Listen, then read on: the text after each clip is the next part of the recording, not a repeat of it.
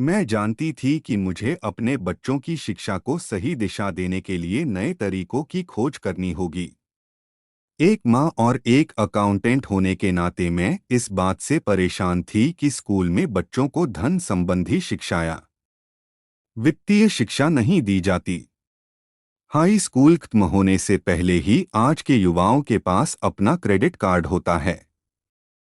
यह बात अलग है कि उन्होंने कभी धन संबंधी पाठ्यक्रम में भाग नहीं लिया होता है और उन्हें यह भी नहीं पता होता है कि इसे किस तरह निवेश किया जाता है। इस बात का ज्ञान तो दूर की बात है कि क्रेडिट कार्ड पर चक्रवृद्धि ब्याज की गणना किस तरह की जाती है। इसे आसान भाषा में कहें तो उन्हें धन संबंधी शिक्षा नहीं मिलती और यह ज्ञान भी नहीं होता कि पैसा किस तरह काम करता है। इस तरह वे उस दुनिया का सामना करने के लिए कभी तैयार नहीं हो पाते जो उनका इंतजार कर रही है। एक ऐसी दुनिया जिसमें बचत से ज्यादा खर्च को महत्व दिया जाता है। जब मेरा सबसे बड़ा बेटा कॉलेज के शुरुआती दिनों में अपने क्रेडिट कार्ड को लेकर क्विज में डूब गया तो मैंने उसके क्रेडिट कार्ड को नष्ट करने में उसकी मदद की।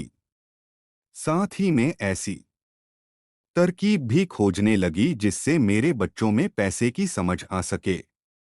पिछले साल एक दिन मेरे पति ने मुझे अपने ऑफिस से फोन किया। वर्टिकल बार मेरे सामने एक सज्जन बैठे हैं और मुझे लगता है कि तुम उससे मिलना चाहोगी, उन्होंने कहा। उनका नाम रॉबर्ट कियोसाकी है।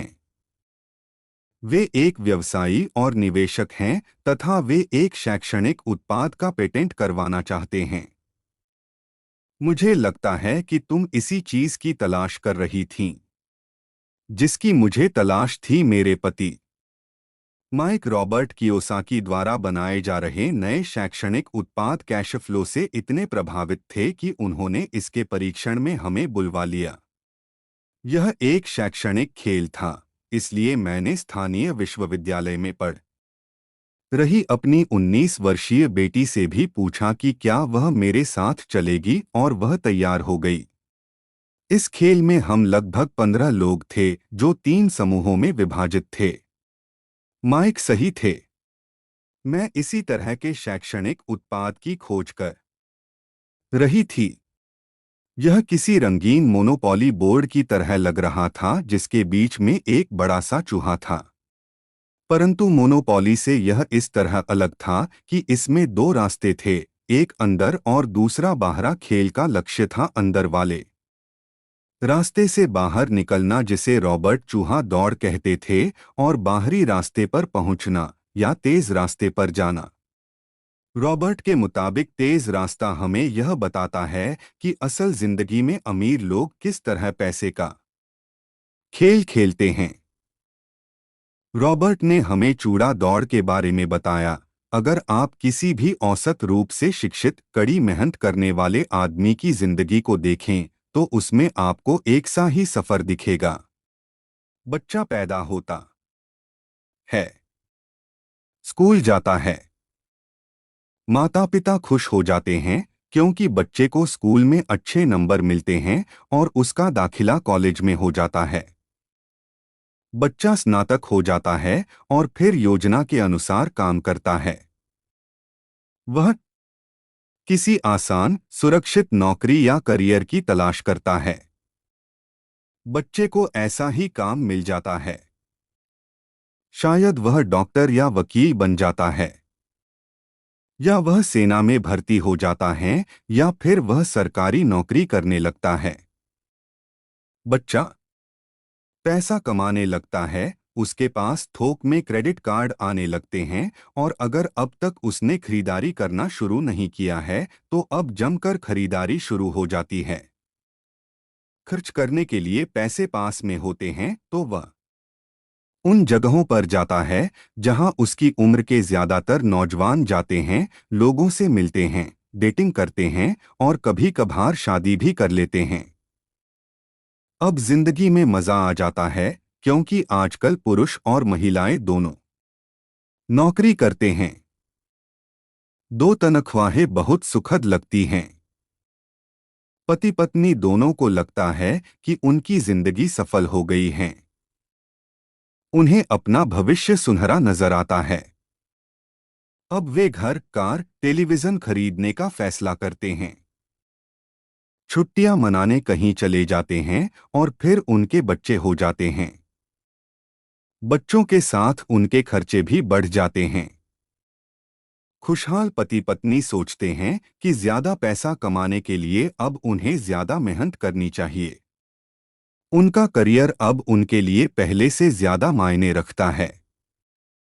वे अपने काम में ज्यादा मेहनत करने लगते हैं ताकि उन्हें प्रमोशन मिल जाए या उनकी तनख्वाह बढ़ जाए। वर्टिकल बार तनख्वाह बढ़ती है, पर उसके साथ ही दूसरा बच्चा पैदा हो जाता है।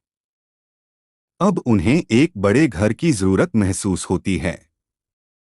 वे नौकरी में और भी ज्यादा मेहनत करते हैं, बेहतर कर्मचारी बन जाते हैं और ज्यादा मन लगाकर काम करने लगते हैं। ज्यादा विशेषज्ञता हासिल करने के लिए वे एक बार फिर किसी स्कूल में जाते हैं ताकि वे ज्यादा पैसे कमा सकें। हो सकता है कि वे दूसरा काम भी खोज लें।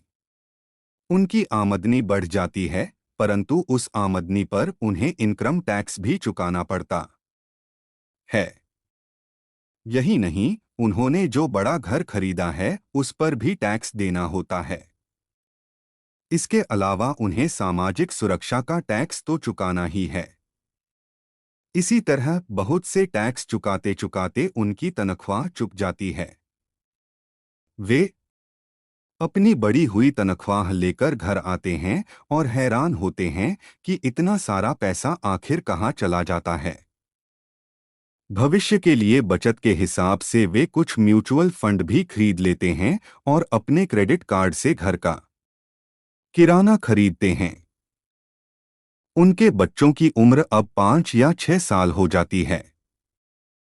यह चिंता भी उन्हें सताने लगती है कि बच्चों के कॉलेज की शिक्षा के लिए भी बचत जरूरी है।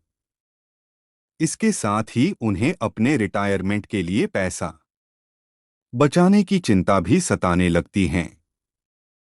35 साल पहले पैदा हुए यह खुशहाल दंपति अब अपनी नौकरी के बाकी दिन चूहा दौड़ में फंसकर बिताते हैं। वे अपनी कंपनी के मालिकों के लिए काम करते हैं, सरकार को टैक्स चुकाने के लिए काम करते हैं और बैंक में अपनी गिरवी संपत्ति तथा क्रेडिट कार्ड के कर्ज को चुकाने के लिए काम करते हैं।